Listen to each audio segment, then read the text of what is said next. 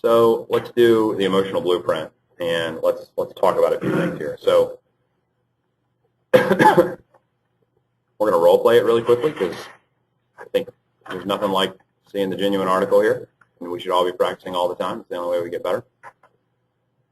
It all starts with that R factor question, which the R stands for relationship. And the nature of the question is important. So I find that this question, if this gets messed up, it blows up the whole conversation. So I'm going to demonstrate the question, and I'm going to just point a few things out about the question, right? So Adam, are you on the line? Yep. Do you mind being my guinea pig for us here? Yeah. All right, so I'm going to ask you the question in all seriousness in just a minute. First, I'm going to demonstrate it. So just prepare yourself. All right. So the question is this. What I would ask to Adam is, if we were sitting here 3 years from now in my office, looking back, what are some things that would need to have happened in your life during that time for you to feel totally happy with your progress? All right, so key items here when it comes to this R factor question. One, it implies that Adam and I are working together. It implies a relationship. So just by answering affirmatively, meaning they give us an answer at all, they at least acknowledge that they can see us having this relationship in the future. Right? The question is not about our work together. Because I think that's asking too much at this point in the process. And the answers that they give won't be about them, they'll be about you. Right? So, example, the way to screw that up, it's such a subtle thing. That's why you have to practice and be prepared. Right? I would say, if I did this wrong, I would say, Adam, if we're sitting here 3 years from now looking back on our work together, what are some things that would need to have happened during that time for you to feel happy with the work that we had done? So a subtle little thing at the end, I made it about the work we had done. And now they say really screwy stuff like, well, I would hope that we got a good rate of return. I would hope that we grew my assets together. Right? And it's about us. It's about like the service that we better be able to provide. And that's not what it's supposed to be about. We're going to get to that later. Right now, I want their guard to be down. I want them to just tell me, what do they want in life? Okay, so we got to watch out for those little tricks, those little stumbling blocks that are potentially out there. We've got to do things like offer silence. This is the part where the spotlight is on them. They're on stage, right? This is their chance to perform, so I've got to give them the opportunity to do that. I've got to ask for details, which we're going to see from Adam in a second. I'm going to ask for specifics. I'm going to ask for meaning, which is kind of a crazy thing to think about. Adam is about to say things that probably sound obvious to people in the room, like, I want to pay off debt. But I'm going to ask what paying off debt means to Adam. Sounds crazy, but I promise you, ask somebody this question, they will not look at you like they're crazy. They will give you a really meaningful answer to it. Because this is something important to them. They think about it probably every day of their life. Isn't it wonderful that someone actually asks them about it, right? They think about it every day. They never talk to anyone about it. That's what, in part, makes this such a powerful conversation. We're asking why.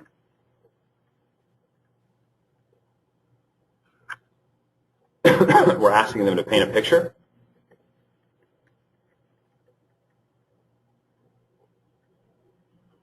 We're asking questions like, how would your life be different?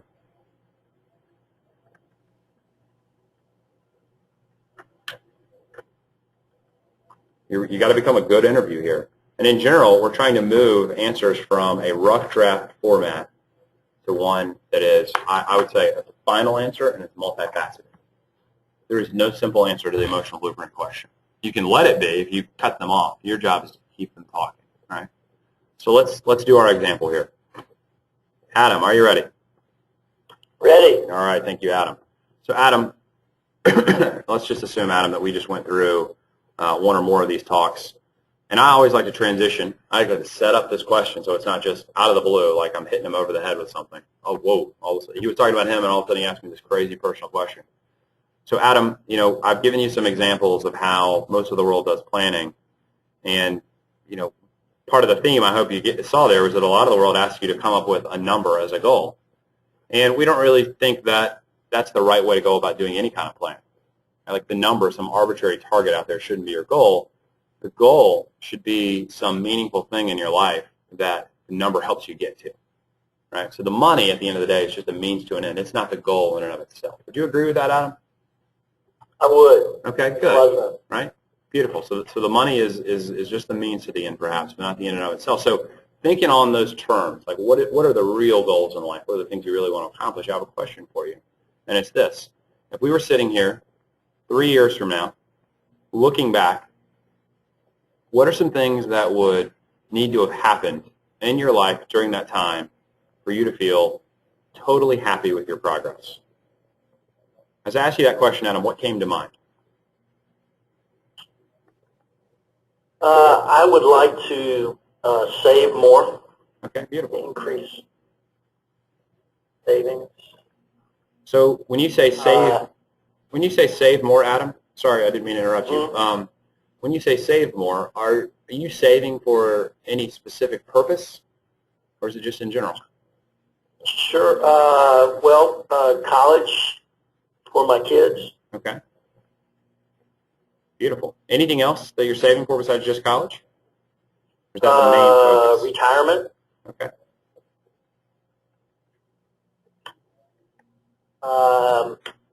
Could use a bigger house. All right. Beautiful. So, Adam, let me, and I would never do this with a client, but I'm going to stop you for just a second. Adam's being very agreeable, which is fun, which is nice. But I will say this is typical, right? If you ask the question the right way, you follow up the right way, and ask for meaning, this is pretty typical. We've got 4 rough drafts of answers, but nothing emotional has happened. Like Adam saying the words retirement, college, and a bigger house, nothing emotional has happened. I've got to dig a little deeper. I'm going to ask for the specifics. I'm going to ask for meaning. I'm going to ask him to paint the picture of some of these things so that he actually is put in that situation. Like I want him to be transported to that place.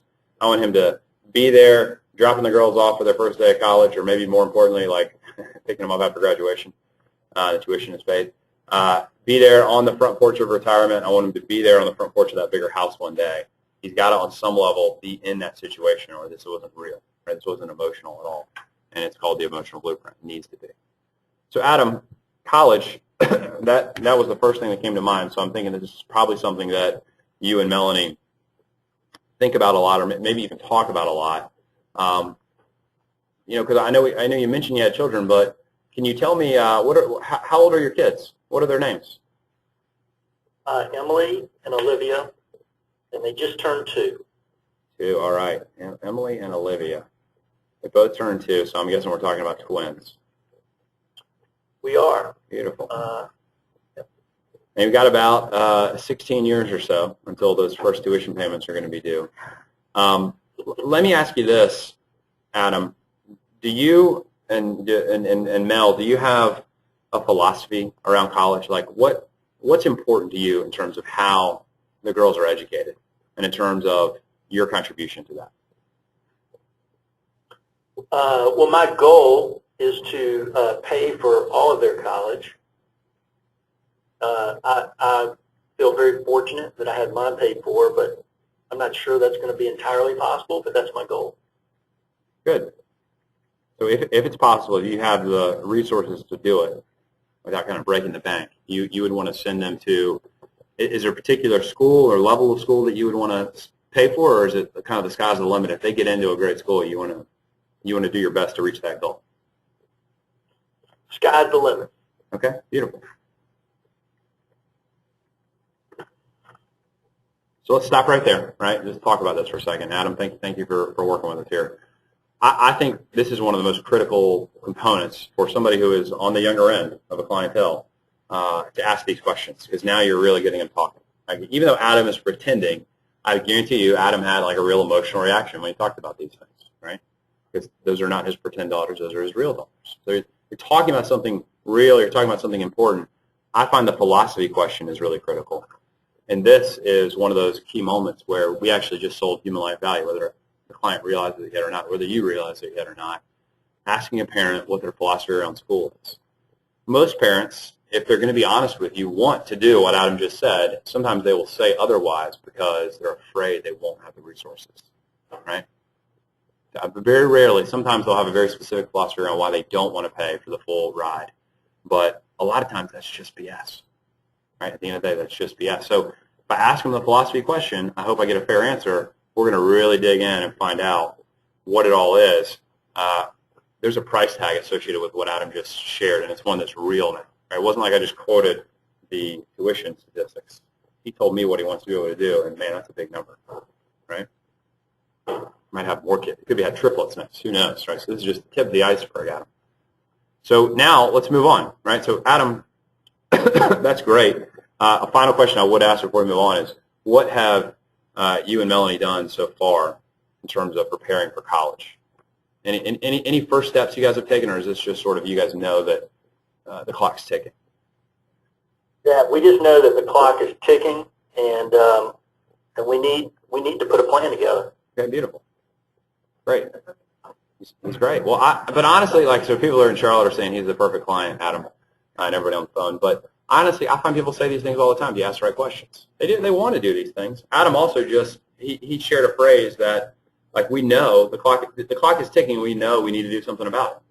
So to me, that says that he just said he wants help, right? He asked for help. There's a willingness for help, which is a key to us moving forward and having a relationship. We'll only get there if we ask the right questions, right? So Adam, you mentioned retirement.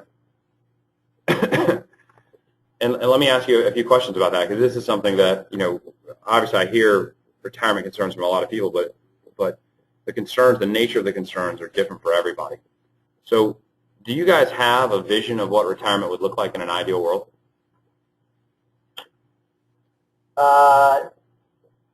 You know, Neil, I mean, obviously we'd like to be able to do things with the girls and maybe travel.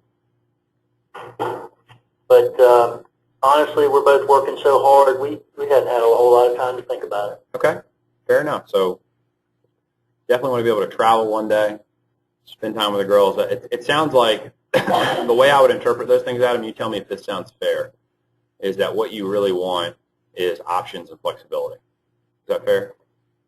Yeah, that's fair. Okay. You just want to be able to, you're not saying you want to hang it up, you know, in 5 years or anything crazy like that, but at some point in time you'd like to have flexibility to just do the things that you want to do.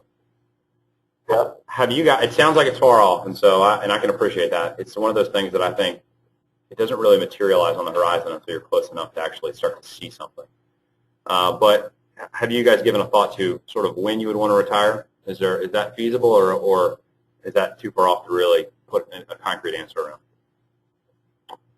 You know, it's hard to know, but kind of the proverbial 65 is out there somewhere. Okay.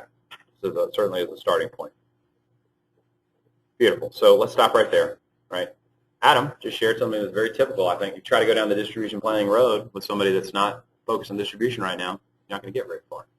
And he's clearly more accumulation oriented. It's really more about making the best use of cash flow. You ask the same questions of the distribution person, and you get different answers, right? So when you ask that question of what does the horizon look like, is there a kind of a time and a place and a method that you have in mind, the distribution planning person will paint that picture for you. Whereas Adam was not able to do it. It's just not where he is right now in his life, right? But ask that question, and they'll say things like, I would love to be able to, it always comes out this way, right, because people are guarded. I would love to be able to hang it up when I'm 64. I'd love to be able to make it to the end of 2017 and then just call it a day. And now we can follow up and ask more critical questions like, you know, what is important to you in retirement in terms of the quality of your life? What are the things that you want to be able to do and enjoy? And they're going to describe that to you. Flexibility and options may be some of those things. Other questions around details in distribution. There was one that just came to mind that has now slipped my mind.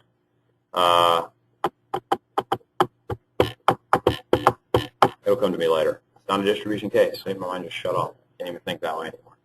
So again, all types of options, all types of different routes to go if the answers change accordingly. The key is that we ask them to paint that picture, right? Oh, I know what it was. I think it's always critical to ask the question, because sometimes people will try to blow up your conversation here by saying, I'll never retire, I'll always work. That's not what we ask. Right. The real, like our, I guess, modern definition of retirement is you get to a point in time where even though you might still work, you don't have to work anymore. You work because you want to work, which may mean you're doing something different, not because you have to work, which I find is critical. So we get now I can actually give them a, almost like not a retirement date, but I can ask them to give this to me, not a retirement date, but a transition date, where I'm going to hopefully be able to transition into a phase of my life where I work because I want to work, not because I have to work.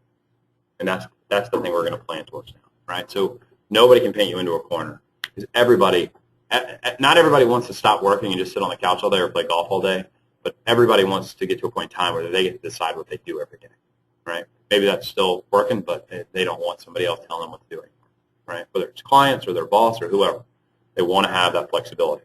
All right, back to our role play. So Adam, yes, the bigger house. I'm guessing that maybe the house you guys are in right now was not necessarily purchased with twins in mind. Is that fair to say?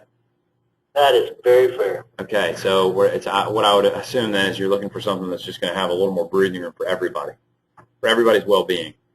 That's right. Have you guys gotten to a point where you've actually started looking around? Are you like in the marketplace for the house right now, or you just know that in the next couple of years this is something you want to be able to do? Where are you on that timeline?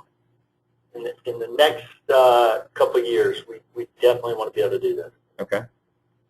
And so have you also gotten far enough down that thought process that do you have a kind of a house in mind, a purchase price in mind, or is that something that's still a little too vague? Where are you on that? Yeah, that's a little vague. Maybe 400.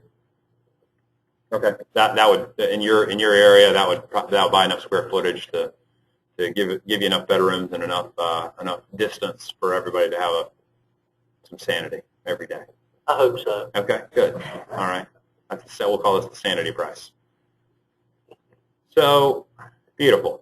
And here's another key. We didn't put this on our best practices here, but I think it's critical. Is you keep asking, right? Keep asking until Adam says, "I can think of nothing else." Because the last few answers to these questions tend to be the most valuable, I think, from an emotional standpoint. So don't ever worry. You should never transition away until the client has told you, "Shelley, that's all I got. Yeah, I can't think of anything else. I think if you could do all those things, that would be great." Good, let's move on. Right? But I'm never going to cut them off. This is their opportunity to speak, right? And a lot of people don't have the opportunity every day to actually genuinely be listened to. That's part of the value you're providing. So we will, in the interest of our time, we will cut that right there. I would go back. I would continue asking. I would go back to the save more, and I would have more questions about this still, right? Like, how are you saving more? What would you like to be doing differently about how you're saving? Do you guys have any theories as to how you could save more? Because they're going to start to do things like give me cash flow ideas, right? They're going to give me commitments to cash flow, things that we strain over, right? Like we all sit in the back office from a case design standpoint and try to figure out, and they're going to tee it up for us in the open if we just only ask the right questions. It's a question that's divorced from a product sale. It's just about doing what they want to do, which is save more, right? What things do we set up? Thinking back to our list here. What are some of the things we set up? Because I think we did like 5 out of these 7 things at least so far. Based on Adam's conversation with us.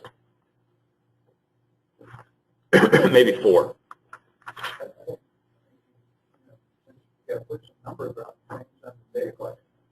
Data collection started already, right? I found out some things about what he is or isn't doing, right? It was so soft. I didn't ask for specifics. I wasn't intrusive, but he shared some information with me, so good.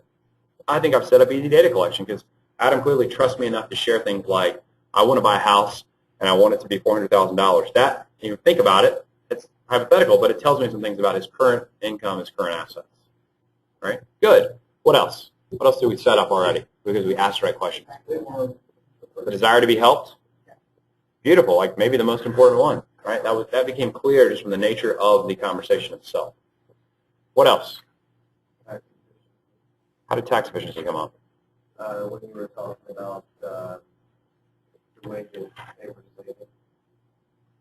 Good, maybe so, right? We didn't. So again, I said I would have gone back. We didn't do it, but I think that in going back and talking about where you're saving, that might have come up, right? We might have talked about where they're saving 401k versus this versus that. Sure. Good. It's a possibility. Where else? And that may tie in really about this one, right, Adam? Adam, sorry. Andrew? Good.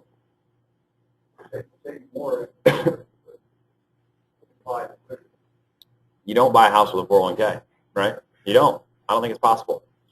I don't think it's possible. I think there's some provision for like a first-time home buyer, but that's not the bigger house guy. So liquidity is critical here, right? And I'm going to be bringing this up. I'm going to be hammering this home. I'm going to be saying things as we wrap this up like it sounds like liquidity is important, especially given the fact that you've got these midterm goals that require a lot of liquidity, like putting a down payment on a $400,000 house, you know, which at 10% is a very big chunk of change. 5% is still a pretty big chunk of change. The most critical one I thought we set up was this, right? How do you, where am I going here? Tab 3, tab 2, there we are. How do you pay for college for the best school they can get into for 2 girls? How do you retire one day the way you want to? How do you buy a $400,000 house and afford the payments on it if you lose the income from a primary breadwinner? Like their full income potential.